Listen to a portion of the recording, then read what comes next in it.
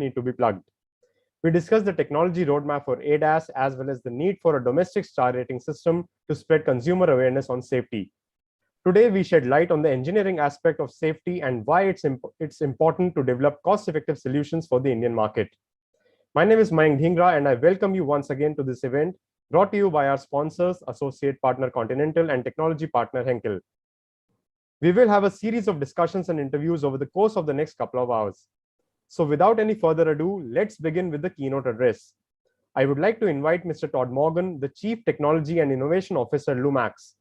I'm sure you will have plentiful takeaways from Mr. Morgan's address and his expertise in the automotive lighting space. So please take your seats as we begin the webinar. Mr. Morgan, over to you. Great, thank you very much. So I'll quickly share my screen here.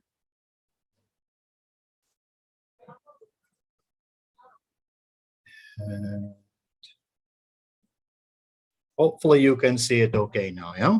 Yeah, it's good to go. Okay, good. So first of all, thank you very much for inviting me. It's really an honor to speak to all of you, especially about a topic that is really so close to my heart. As you mentioned, my name is Todd Morgan, so I'm the Chief Technology and Innovation Officer. I have more than 30 years experience in the automotive, and more than 25 of them actually in lighting. So lighting is very close to my heart. But I will speak to you today about lighting specifically on how it's affecting safety and how the technology is really driving throughout the world different innovations. I'll touch a little bit on how these mega trends of EV and ADAS are also impacting those technology roadmaps, and how we are adapting the way we do development or what we're doing development on. And of course, we need to adapt those to the Indian market. So I'll touch on a few ways that we are working very actively to improve that situation, to take these leading edge technologies and adapt them to the Indian market needs. And last but definitely not least is how do we make these technologies cost effective, and how do we accelerate that level of implementation? So you know, I think these are the main topics that I will talk about throughout the presentation. The first thing I have to mention is what is lighting, and lighting first and foremost is a safety component. It's one of the most highly regulated parts of the vehicle. You know, it's something that we spend a great deal of time on making sure that our products do meet the lighting requirements. But as set makers and also the OEMs and other regulatory bodies, we're all working together to develop the regulations and to modify the regulations to keep up the level of technology. And this is always a challenge because the technology is often moving faster than the regulatory bodies can keep up. You know, there's lots of debates about you know, that this is a safety related item, but we all need to vet the technologies and ensure that they meet the requirements. Of course, it's a styling signature. You know, it's you know, although it is a safety component, you know, the studios have truly embraced the impact that lighting can have. You know, daytime running lamp is a great example. You know, it's definitely a regulatory item, and there's a safety related reason to have daytime running lamp. But the studios are really using this regulatory topic to create the signature of their vehicle. And in the future, you're going to see more and more that lighting is being used as a communication tool. I'll touch on a few of those things throughout my presentation, and of course, advertising tool. You know, and this is the part that always makes me proud, because when there's a vehicle unveiling, you typically see the lights first. You know, you'll see some sort of teaser advertisement, and usually, and it's quite my pleasure when it's my products that are being used as a teaser. So it's really also a very important advertising element here. But again, I have to say that first and foremost, our #1 priority, no matter what we do, whether it's a signature or communication or it's a jazzy ad, my #1 priority is always safety. And for the entire vehicle industry and the whole lighting industry as a whole, we are focused primarily on improving the safety, not only for the driver, for those around it. I think first and foremost, I think there's no surprise of what my first slide is that there's LED technologies, and LEDs are providing an increased level of performance over halogen. It allows us to scale our technology. We can have basically halogen level performance, and we can continue to smoothly scale that performance over various customer requirements, vehicle classes. We can tune our beam patterns to meet customer needs. There's all kinds of interesting things and flexibility that LED has to offer. The higher color temperature also improves driver comfort and fatigue. The higher color temperature is more closely to daylight conditions, and the result from that is that the drivers who have LED headlamps statistically show less fatigue when driving. And of course, drivers when they're less fatigued, this improves safety. Another big driver for us is lower power consumption. It's a halogen lamp is 55 watts, and we can do an LED headlamp around 12 watts. So or sometimes even 10. So lower power consumption makes it a very attractive thing. So it's lowering our CO2 emissions as well. Simply changing from halogen to LED, you save 1 gram of CO2 immediately. So a lot of OEMs are very interested in this lower power consumption. It's lower weight as well, so you don't have these big reflectors or heavy attachments and all that kind of stuff. So this lower weight and smaller package size also makes it very interesting. We always have to remember that LED is not restricted only to projectors. You see it frequently with projectors. You see these LED headlamps, but the more cost-effective way is also to use reflector technology. So we're not restricted only to projector technology. Cost always remains the issue. To drive the cost down to the halogen. Halogen by far is still the cheapest way to deliver light on the road, but that gap is rapidly closing, and we are working very actively. And I'm going to talk more about the activities that we're doing to further close that gap to allow for a more wider implementation. Advanced front lighting systems is another regulatory change that has been made a little bit in the past, but not too far.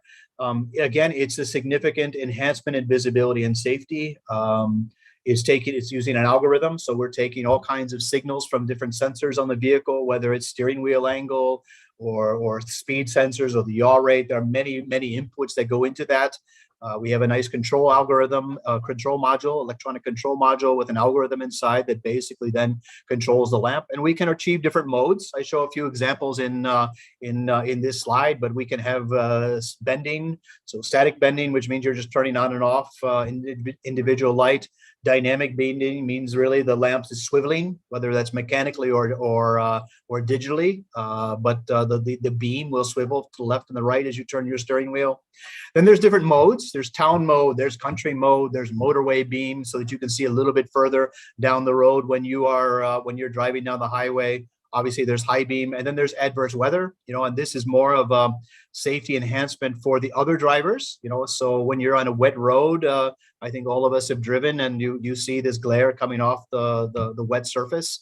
Adverse weather actually reduces that foreground so that you're not glaring those oncoming drivers. So lots of interesting things, I think, coming on advanced front lighting systems. The more recent regulations that have been released now is what we call adaptive driving beam, so ADB. You'll hear it also called matrix light, or you'll hear glare-free high beam. It's all essentially the same thing. And here we are adapting the beam primarily on high beam based on traffic and environmental conditions. So the customer really feels they have the full high beam on while not glaring oncoming traffic. And I'm here in Pune today, so I always make a little joke that in India people like to drive with their high beams on regardless. But we do need to keep that in mind, that the glaring oncoming traffic is also a safety hazard, and this allows, I think, the best of both worlds. So the driver himself feels he has high beam on, and the oncoming traffic or following traffic feels that you're on low beam. So it's a win-win situation. There's different types of ways to implement this technology. It's a very flexible technology. So you can use it mechanically. You have mechanical solutions. You have digital solutions. You can have single row optic solutions. You can have 2 rows or 3 rows. And I show some examples in the upper right-hand slide there of a 3-row system, for example. And then there's a way we can do fully pixelated beams. And I think this is a big topic, especially you see it right now being implemented with the German OEMs. Audi, for example, has released a projector that does 1.3 million pixels. So it really allows complete control over the beam, and we can declare road signs. We can identify pedestrians or animals with marking light. We can project images. There's all kinds of very interesting things that you can do when you have really completely pixelated the beam. This is a massive step forward in terms of visibility and safety. I would say LED is one step, AFS is an additional step, but ADB is a leap. So it's very important, and I think that this technology will become very interesting worldwide very quickly. Image projection is another cool topic that we're working actively on. There are new regulations now being released in GRE that allow us to project images inside the headlamp, and I show a few examples that are there. It allows the driver to communicate to the driver for improved safety. For example, a snowflake can be projected to warn of a slippery roads condition. There are lane keeping warnings. There is a wrong way warning. There's risk of collision. All these things are really being used using DMD technology today. In the future, there will be implemented micro LED. It will be a more cost-effective solution, but so we continue to monitor as that technology becomes available. I do have to say that there are limitations on the number of symbols and images that are legally able to be projected when the vehicle is moving. Obviously, when the vehicle is stopped, there's all kinds of fun stuff you can do with this same technology. But obviously, when we are on the road and in a driving condition, you need to revert back to the regulation. So a lot of really interesting things coming from this soon to be very released regulation that's now being finalized in GRE. So lots of fun stuff coming. EV has changed a few things for us, and I could probably speak for half an hour on EV alone, but high value technology headlamps. So, they're looking for low power consumption. They're looking for weight savings. They're looking for optimized electronics, all these kind of different technologies that we're working on for reduced power. But at the same time, customers want their EV to look like an EV. So there's all kinds of other additional features and functions that they would like to add there. I just listed a few of them, the personalization and welcome goodbye, charging status, projecting images around the vehicle, innovative signal optics, ADB, as I already mentioned. All these kind of things are also very interesting on a technology-driven car. The difficulty and the challenge is trying to find this sweet spot between power savings, weight savings, efficiency, and the added functionality. And so this is something that we continue to discuss, and I think everyone needs to discuss what are the priorities and how do we find this sweet spot for the EVs going forward. ADAS, another very interesting topic. Lighting, we're located on four corners of the vehicle, and EV in particular. We also have the grille area and the full deck lid to play with. So sensor integration is a very hot topic for us. We're very interested in integrating various ADAS sensors inside. Maybe later we can talk about sensor fusion, and looking at different ways to improve the data that is being processed. But ADAS also remains a very interesting strategy for us. And again, it will be another area where lighting can take safety. And I always joke that us lighting guys, we take ugly technical things and make them look cool. And I think when you look at the early ADAS prototypes, maybe they need some work on the styling. So we can help integrate that and make it look more seamless on the vehicle. And I think there are some other advantages. Now, how do we adapt these things to the Indian market? I think that's the big question. It's we need to drive down the cost, and the first thing is really around standardization. So we need to standardize components across vehicle lines, across customer lines, in order to really drive down the cost. And I always say that you should focus your standardization efforts on components that you cannot see and customize on components that you can see. And I just picked one example, and I think any product line can probably say something along the similar lines. But things like light engines, driver modules, controls, maybe even projector modules, these are the things that are open for standardization. We can customize the plastic bits. So we don't want our customer to feel like they have a cookie cutter headlamp. We want them to feel that they have something unique with every single vehicle. So these are the kind of topics that we're really working very hard to improve our cost situation. Of course, I can also talk for another half an hour on standardization, but I think you get the message on this single example. The other thing I think is efficiency, and I think this goes for any product line. And I just gave an example here on projector modules.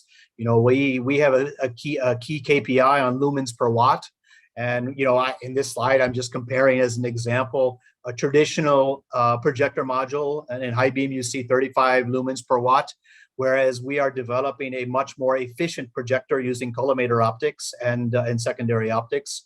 And here we're improving that metric to 42 lumens per watt. It is just an example, because really in the end of the day, efficiency drives cost. Efficiency drives waste. Efficiency drives power. Efficiency drives performance. So it all, for me in the lighting industry, is driven by optical efficiency, and that optical efficiency cascades through the whole thing. So the more efficient system that I can develop and design, the lower cost I'm able to offer to the customers. And again, the lower cost will definitely accelerate the ability to adapt into the Indian market.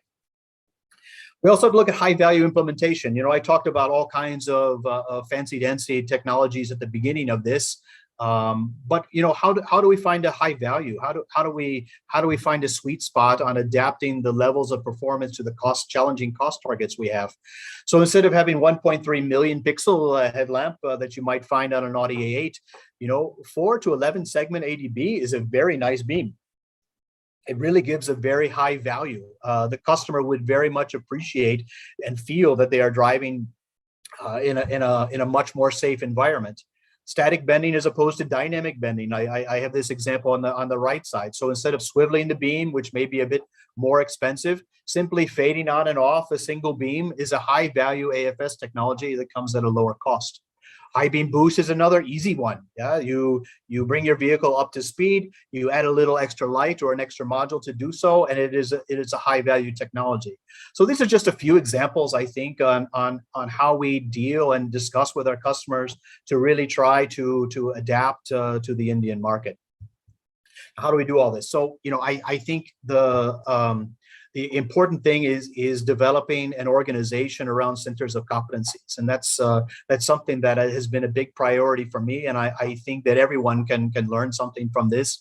But the center of competency, they are defining the roadmaps, the standards, the processes, the guidelines, so that the technology is implemented consistently across multiple product lines, and it can be not, in Lumax we have multiple product lines. So our center of competency can, for electronics, for example, could apply to completely different product lines outside of our lighting organization. And the application teams, they're really looking at implementation according to those design guidelines. So here is where centers of competency show some strength. The other place you would put a center of competency is maybe when you want a new skill or a new technology needs to be implemented. You need a really focused team. So here you can basically incubate a new technology in a center of competency in various disciplines. You can also deploy that competency across the organization by focusing on hiring the right people, training the right people, identifying the right partnerships. All of these are driven primarily out of the centers of competency. And I just gave a quick organization chart here, and it's the orange boxes are basically application teams. The blue boxes are basically the centers of competencies. I just picked a few examples here for argument's sake.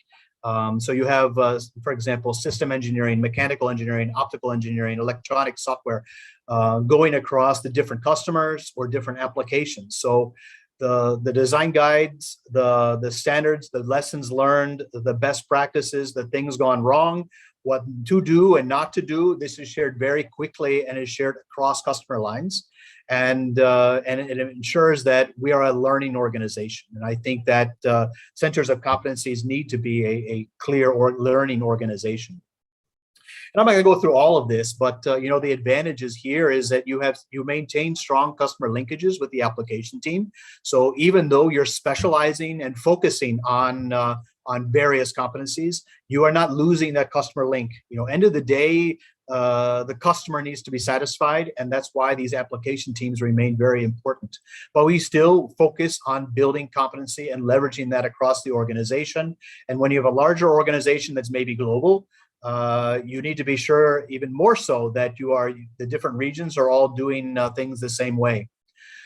Breaking the silos, working together as a team, and really having a system way of thinking is really super important. And system engineering and working as cross-functional teams is absolutely critical to our success. With no one silo alone is going to achieve the goals. We really need to look at all disciplines. There are challenges. I have to say, no organization chart is perfect. Matrix management can be confusing for people. Sometimes the path of escalation can be challenging. So this really requires a leadership that is very team-oriented, very collaborative-oriented.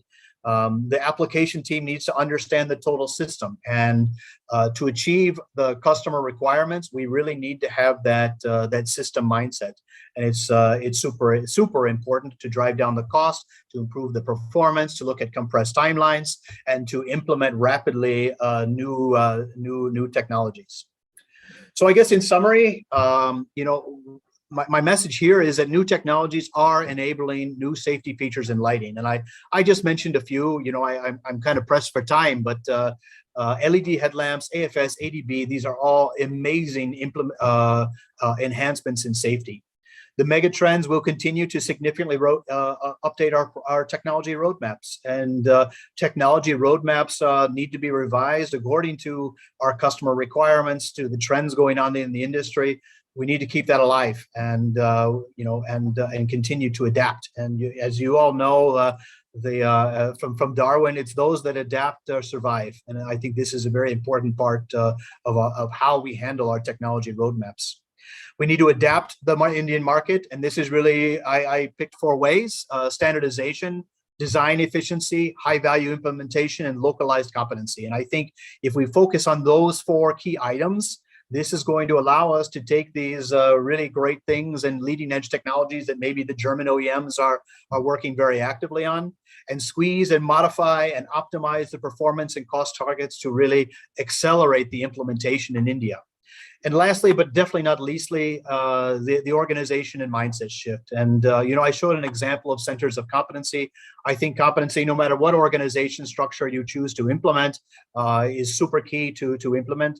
And the systems thinking and looking at a total system, whether in my case, it's optics, mechanical, electronics, and software, really working as a cross-functional team. This is how you're going to be successful, and this is how you're going to implement new innovative safety enhancing technologies into India. So with that, I would like to thank you for the opportunity, and I think we have some Q&A time, if I recall correctly. Absolutely. Thank you so much, Mr. Morgan. That was a lovely presentation, taking us through the different aspects of lighting with respect to safety. When we talk about, safety of vehicles and the road safety in India, I have a few questions for you. And, since you are an expert in the lighting domain, we at Autocar, we keep getting a lot of questions from, consumers who are driving these vehicles on a day-to-day basis. Even though these cars, the modern day cars, are coming up with all these, new technologies, the LED project, along with not just reflectors, but along with projectors, people still complain about, the lighting intensity not being adequate when they go out on the highways. So I want to understand from you, in terms of the regulations, so are we at par with the European regulations, or, do you think that there is still scope for some improvement in terms of the regulations for the intensity of the lighting to be, it could be increased a bit further from here, from where we are right now? The regulation is the same in Europe and India for the most part. Yeah, there are a few minor objections, but for the most part, the regulation is defining the minimum. Yeah, I think here it's about educating customers, and I'm talking about end customers, on what are the different technologies. They need to understand what is AFS. You know, I'm ticking this box. What do I get for that? And I think one of the problems that we have is that, you know, that people buy their cars during the day. You know, so it's very rare that you are taking your test drive on a vehicle at night to look at that. So we continue to work with the OEMs to optimize the performance. Obviously, we always have these this cost target. So of course, we can always put more light on the road. You know, this is no problem. But unfortunately, this also comes at a cost. So I think here's where we need to work with the end customers to really educate them on those options. You know, if I want ADB, what is that? Yeah. And show that. No, but not just ADB, Mr. Morgan. So, you know, whatever lighting solutions you're offering today, you know, you're supplying to a lot of OEMs. So, you know, whatever is there as a standard fitment on a car, is it really adequate for the end customer when he's driving with that particular headlight on the road in the night? You know, an LED headlamp meeting the minimum legal requirement, which is basically halogen, is 550 lumens on the road, basically what you will have. Yeah. And this is a very nice beam. You know, when we talk about LED itself, the higher color temperature, you feel you have 20% more light on the road. The reality is the lumens is roughly equivalent, but that feeling more comfortable on LED headlamp, I think will give some customer impact as well. So. Right. But the regulations themselves, again, it's defining the minimum, and this is no different than Europe. And quite frankly, you know, you know, in the German Autobahn, you're driving 220 kilometers per hour with the same regulation that you have in India. So I do believe that the regulation defining the minimum is robust, because if you increase this regulation, you're only driving up the cost. Yeah, and I would not be able to argue that the driver on a German Autobahn needs less light than you do on your trip between Pune and Mumbai. So, right. So, yeah, I think it's the OEMs, however, are not designing lamps to the minimum regulation. Yeah, and okay. In fairness, I do have to state that the OEMs themselves, you know, it's also a competition between them, you know, to define. And you know, if I'm not happy with my OEM A and maybe OEM B has a nicer technology there, that's going to what I think is going to drive it. I don't think it's so much a regulatory discussion. Okay. So that there lies the answer, you know, that OEMs themselves are not, you know, designing the lamps as per, you know, to meet that the minimum regulation as well. They're keeping it a little lower than that as well. Yep. That's a big cause of concern, I would say, you know, because, and do you believe that, you know, you're taking a comparison with the German Autobahn. So do you think infrastructure also has a role to play here? Sure. I mean, I have to say also, you know, the Indian OEM specification is different than you have for a European one. You tend, and I'm generalizing, you tend to be more concerned about foreground light and less so about distance, which is logical. Yeah, you are not driving 220 kilometers per hour in India. Right. So, you know, so I think these environmental factor, your traffic conditions, all those kinds of things, I think also play a fact. But this is all rolled again into the OEM spec. You know, those guys, and I don't want to quote anybody here on the forum, but you know, they take that into account based on their customer. You know, so you will see. Maybe SUVs have a different requirement than the cars that are like city cars. Right. So you do see some difference in that OEM spec, but this is really, again, and I think I have to admit the Indian OEMs are doing a really good job by not saying, hey, I just want a legal lamp. I want to have performance that meets my customer base. Yeah. Right. And I think that, again, is the right approach to do things, because regulation should define, hey, this is the bare minimum. The OEM should understand their customer needs and wants and apply accordingly. Right. You know, there we had, you know, one example recently, you know, one of the Indian manufacturers, I mean, I'll just take the name Mahindra on the XUV700. I'm not sure if Lumax is supplying the lamps, but you mentioned in your presentation the auto booster, the booster headlamp function. So I think in that car, a lot of, you know, I mean, that particular function has received a lot of rave reviews. The amount of intensity it gives you once you cross the speed of 60 or 80 kilometers per hour on the road at the night. I think it really, increases the overall intensity of lighting on the road. So do you think such solutions can become, more prominent going forward in mass cars as well? Yes, clearly. I think the high beam boost, especially here in India, is a great way, because again, your low beam is tuned a little bit more for the foreground. So when you do have those occasions when you're reaching speed, the high beam boost, especially for the Indian market, is a very interesting adaptation. The same way with static bending. I think dynamic bending is nice for curvy, smooth roads. Static bending is much better attuned when you have animals and people and pedestrians and tuk-tuks and all kinds of stuff on the corners. And here is where static bending is of high value, where maybe it's not so important in other areas of the world. So again, I think looking at those high value things specifically for the Indian market is exactly the right approach. And you gave a very good example of that. Right.